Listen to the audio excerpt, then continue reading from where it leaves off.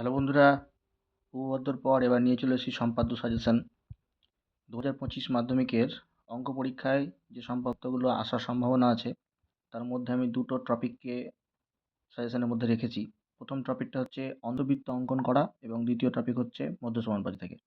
তো অন্তর্বৃত্ত থেকে তোমরা বিশেষ করে সমকোণী ত্রিভুজের উপরে যে কোয়েশ্চেনগুলো আছে সেগুলো বেশি করে ফোকাস করো। আমি একটা উদাহরণ হিসেবে নিয়েছি, একটি সমকোণী ত্রিভুজ যার সমকোণ সংলগ্ন বাহু দুটির দৈর্ঘ্য 7 সেন্টিমিটার এবং 9 সেন্টিমিটার, তার অন্তর্বৃত্ত অঙ্কন করতে হবে।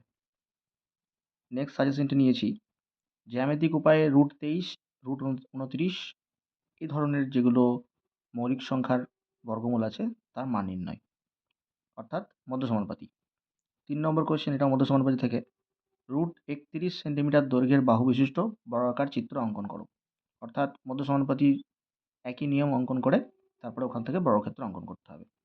তো 2 আর 3 মধ্য সমানুপাতি থেকে নিয়েছি, এই ধরনের কোয়েশ্চেন দিতে পারে। আর 1 নম্বরটা হচ্ছে অন্তর্বৃত্ত থেকে। তো মোটামুটি আমি দুটো টপিক থেকে সাজেশনটা রেখেছি। তোমরা এই দুটো টপিক ভালো করে প্র্যাকটিস করে যেও, তাহলে আশা করবো সম্পাদ্য কমন পেয়ে যাবে।